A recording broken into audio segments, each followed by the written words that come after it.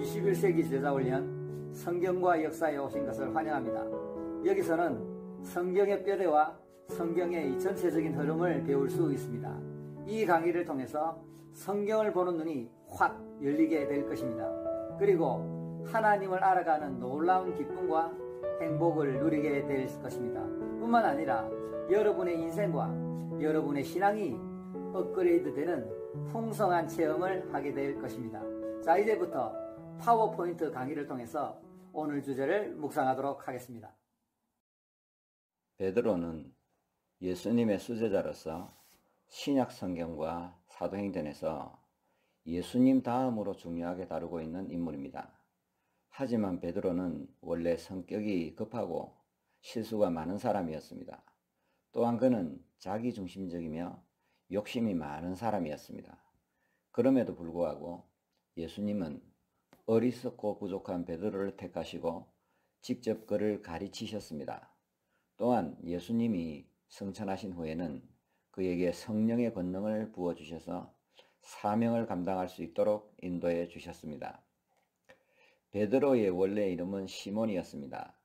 예수님은 시몬을 아람어로 게바라고 불렀는데 헬라어로 번역하면 페트로스이며 이 이름은 반석 혹은 바위라는 뜻입니다. 그의 고향은 갈릴리 베세다였으며 그의 아버지는 요한이었고 그의 형제는 사도 안드레였습니다. 누가복음 5장에는 베드로가 예수님을 만나는 장면을 비교적 잘 설명하고 있습니다.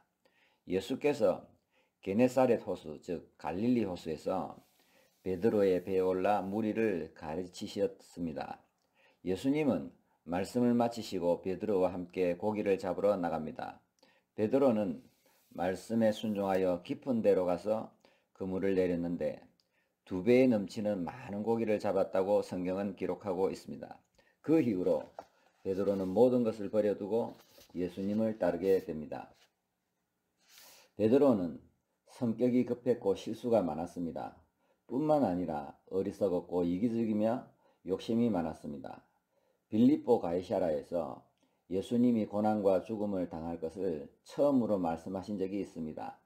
베드로는 그 말씀을 듣고 당장 예수님을 나무라며 화를 내었습니다. 왜냐하면 베드로가 기대하던 메시아는 고난을 당하거나 십자가에서 죽는다는 것은 상상도 못할 일이었기 때문입니다.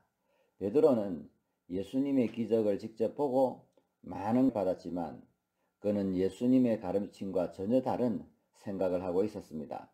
그는 예수님이 기적을 행하여 로마 제국을 물리치고 다윗 왕국과 같은 이스라엘 나라를 건설하면 그 나라에서 2인자 혹은 3인자가 되고 싶어 했던 것입니다. 즉 예수님은 왕이 되고 자신은 총리가 되고 싶었던 것입니다.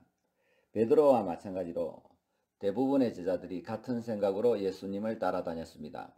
마가복음 9장에서 예수님이 2번째 순환과 죽음에 대한 예고를 하셨을 때도 그들은 스승의 순환과 죽음에는 신경을 쓰지 않고 누가 크냐라는 주제를 가지고 싸우고 있었습니다. 예수님과 제자들이 예루살렘으로 올라가실 때 주님은 마지막 3번째 주님의 고난과 죽음 그리고 부활에 대해 말씀하셨습니다. 그때에도 세베대 아들 어머니가 예수께로 와서 자신의 아들들을 주의 나라에서 예수님 다음으로 높은 자리에 앉게 해달라고 요구합니다. 마가복음에는 이 2사람이 야고보와 요한이며 이에 대해 10제자가 듣고 화를 내었다고 기록하고 있습니다. 나머지 제자들도 자신이 가장 높은 위치에 앉아야 된다고 생각했을 것입니다. 특히 수제자 베드로는 주의 우편의 자리에는 당연히 자신의 것이라고 믿었을 것입니다. 예수님은 제자들이 바라는 기대와 전혀 다른 목적을 가지고 이 땅에 오셨습니다. 아마도 예수님은 이러한 제자들의 모습 때문에 마음이 몹시 아팠을 것입니다. 하지만 주님은 부족하고 못난 제자들을 나무라지 않으시고 자신이 이 땅에 오신 목적과 사명을 차분히 가르쳐 주셨습니다.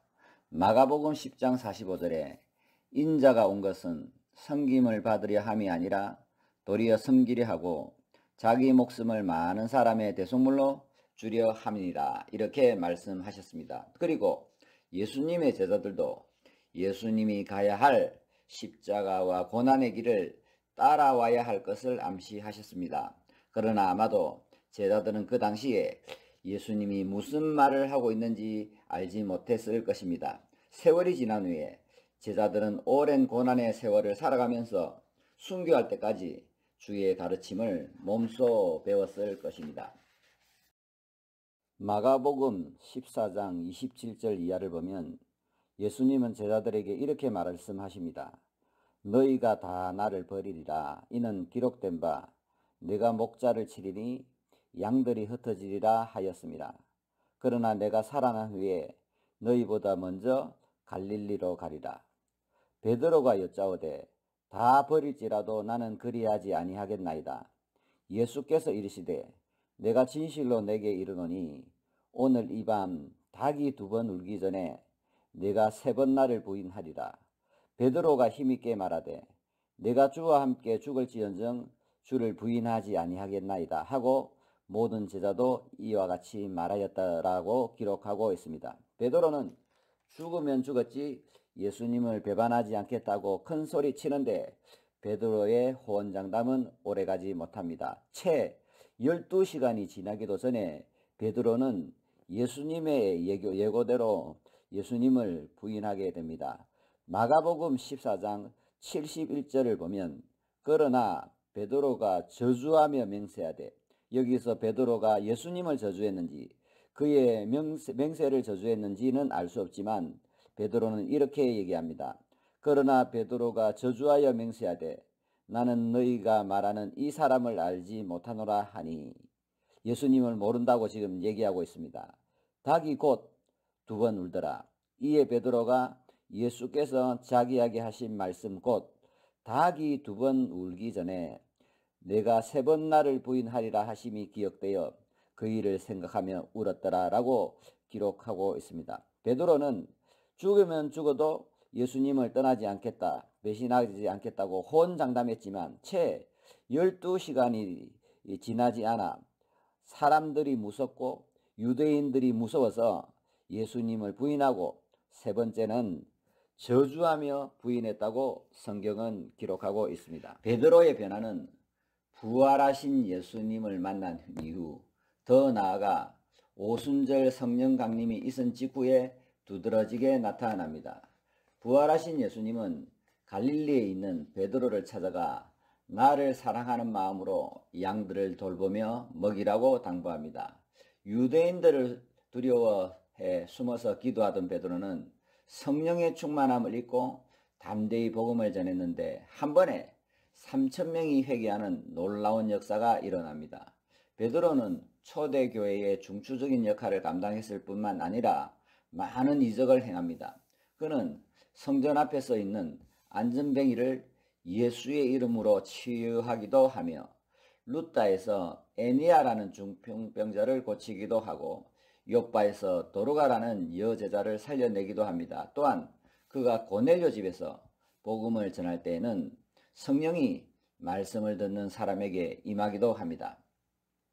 베드로는 기독교 역사에 있어서 첫 번째 총회인 예루살렘 공의회에서 결정적인 역할을 하기도 합니다. 하지만 베드로의 삶과 사역은 결코 만만하지 않았습니다. 그 당시 유대인들은 기독교인들을 이단 괴수로 생각했기 때문에 엄청나게 박해를 가했습니다. 베드로와 제자들은 예수 그리스도를 전하다가 매를 맞기도 하고 옥에 갇히기도 합니다. 사도행전 12장에는 헤롯 아그리빠의 박해로 인해 요한의 형제 야고보가 순교하게 되고 베드로는 옥에 갇힙니다. 하지만 베드로는 주의 천사의 도움을 받아 탈옥한 후에 도망하여 소아시아 및 안디옥에서 복음을 전하였다고 전해지고 있습니다.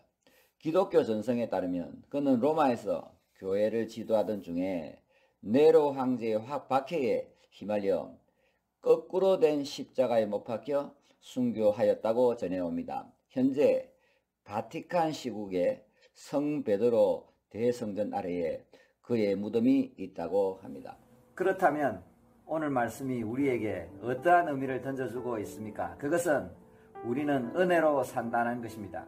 우리의 인생과 신앙은 우리의 능력이나 우리의 노력으로 되는 것이 아니라 하나님의 은혜로 된다는 것입니다.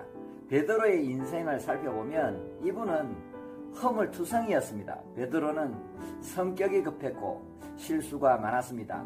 이기적이고 자기중심적이고 욕심이 많았습니다. 베드로는 자신이 살기 위해서 목숨을 부지하기 위해서 예수님을 버리고 도망갔을 뿐만 아니라 예수님을 부인했고 세 번째는 저주하며 부인했다고 성경은 기록하고 있습니다. 이렇게 허물이 많고 모자란 베드로를 하나님이 택하시고 은혜를 베풀어 주셨다는 것입니다. 베드로가 예수님을 찾아간 것이 아니고 예수님이 먼저 베드로를 찾아가서 제자로 부르신 것입니다. 예수님은 베드로와 함께 3년 반 동안 동거동락하면서 채찍근에 두고 제자 훈련을 시키셨던 것입니다. 이것은 은혜인 것입니다. 베드로는 예수님의 십자가의 죽음과 부활을 목격했는데 그것도 은혜였습니다. 하나님은 두려움에 떨고 있던 베드로에게 성령의 충만함을 부어주시고 베드로를 사용하셨던 것입니다. 그를 통해서 수많은 기적과 이적을 행하셨는데 그것 또한 은혜였습니다. 끝까지 베드로가 복음을 전파하면서 순교의 반열까지 갈 수 있었던 것도 하나님의 은혜라고 할 수 있습니다. 그러므로 우리도 은혜로 사는 것입니다. 우리가 대한민국에 태어난 것 은혜입니다. 21세기에 번영과 평화의 시대를 사는 것도 하나님의 은혜입니다. 가정이 있는 것도 하나님의 은혜입니다. 직장이 있는 것도 하나님의 은혜입니다. 건강이 있는 것도 하나님의 은혜인 것입니다. 교회를 다니는 것, 이 강의를 지금 듣고 있는 것, 또 하나님의 자녀로 구원을 받은 것, 또 하나님의 나라에서 사명을 가지고 살아가는 것, 이 모든 것이 놀라운 은혜라는 것을 믿으시길 바랍니다. 특별히 오늘 저는 베드로처럼 실수하거나 넘어진 분들에게 위로와 소망의 메시지를 전하고자 합니다. 여러분 다 아시다시피 베드로는 예수님이 십자가 지시기 직전에 큰 죄와 허물을 범하게 되는데요. 성경을 자세히 들여다보면 베드로뿐만 아니라 성경에 나오는 많은 인물들이 죄를 짓고 넘어지고 실수를 한다는 것입니다. 하나님은 그렇게도 넘어지고 죄짓고 실수하는 분들을 버리지 않으시고 은혜를 베푸시고 회복시키시고 사용하셨다는 것입니다.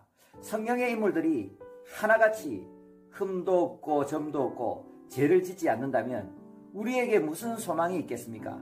하나님이 1등만 사랑하시고 엘리트들만 사용하신다면 우리에게 무슨 희망이 있겠습니까? 그러므로 우리도 이 세상을 살아가면서 실수하고 허물이 있고 죄를 짓고 넘어질 수 있다는 것입니다. 그런데 그것을 당연히 받아들이시면 됩니다.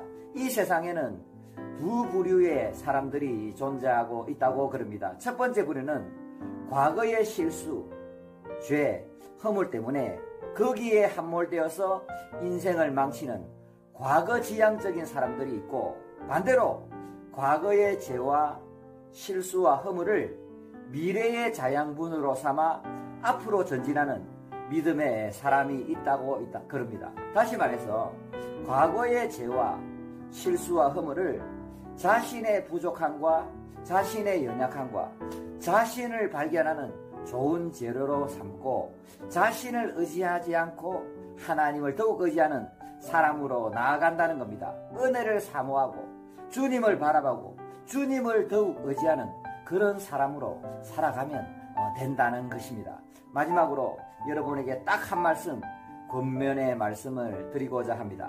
사랑하는 귀한 여러분, 여러분이 지금 어떠한 처지, 어떠한 형편에 놓여 있든지 하나님은 결코 당신을 포기하지 않을 것입니다.